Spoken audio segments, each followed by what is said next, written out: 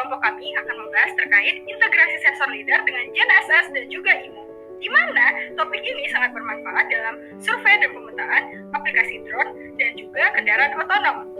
Dengan menggabungkan kedua sensor ini, kita akan mendapatkan informasi terkait posisi dan juga orientasi secara akurat dan efisien. Apa sih GNSS itu? Mari kita mulai dari peran GNSS.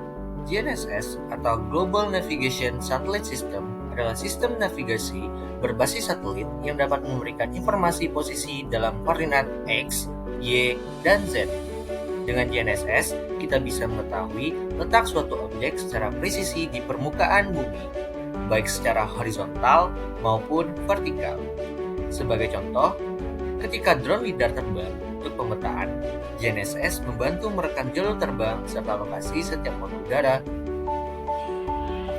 Selanjutnya, mari kita lihat peran IMU atau Inertial Measurement Unit. IMU terdiri dari sensor akselerometer dan giroskop yang merekam gerakan serta perubahan arah.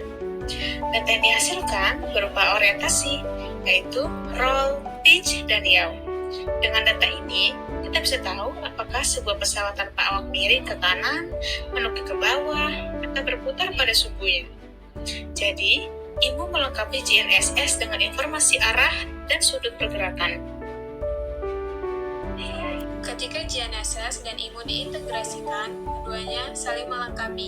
GNSS memberikan informasi posisi, sementara IMU memberikan informasi orientasi. Kombinasi inilah yang menjadi dasar teknologi Direct Georeferencing. Direct Georeferencing kemudian sering dibandingkan dengan metode tradisional yang menggunakan Ground Control Point atau GCP.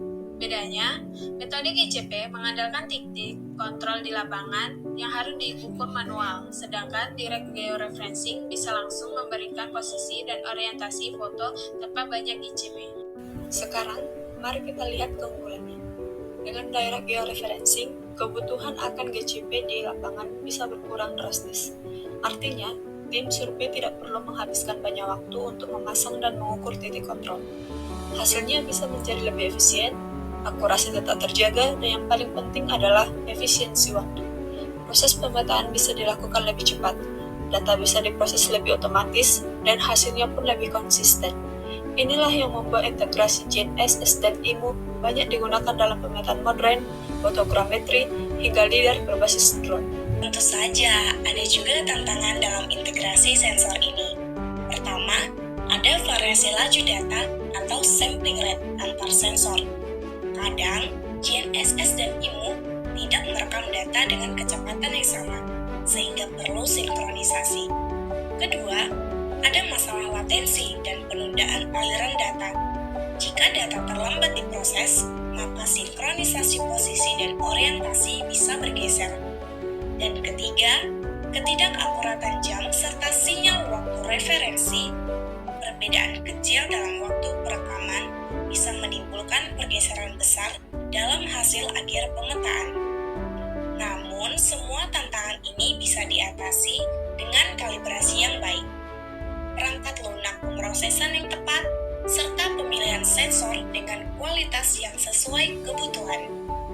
Dengan memahami keunggulan sekaligus tantangannya, kita bisa lebih bijak dalam memilih metode pemetaan dan survei yang paling efisien dan akurat.